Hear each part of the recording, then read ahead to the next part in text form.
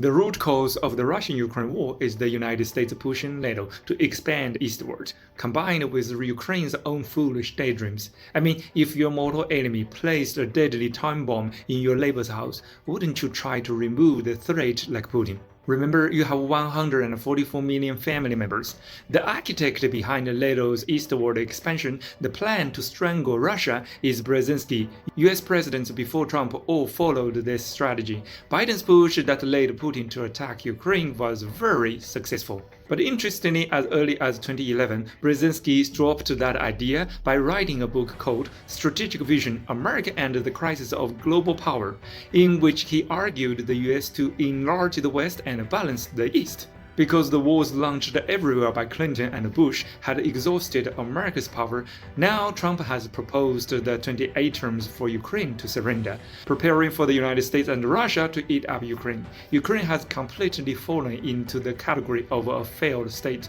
People really should pay attention to Ukraine, because your own country could very easily become another Ukraine, framed and trapped by a hegemonic power, or even destroyed, exterminated, or reduced to slavery. Personally, I talked with some Ukrainians before the war. I found that they had huge fantasies about joining NATO and the EU, yet had no awareness of the brutality of war or any preparation for it.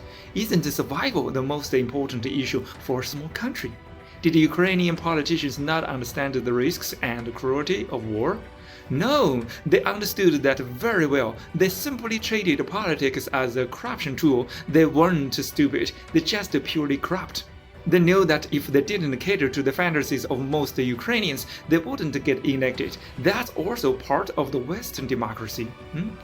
The United States created a daydream of wealth and strength for Ukrainians. Ukrainians then elected politicians who represented that daydream. In the end, Ukraine became a lamb on the slaughter table. But now anyone can condemn Putin, but Putin will not be scolded to death. The ones who die are ordinary Russians and millions of ordinary Ukrainians.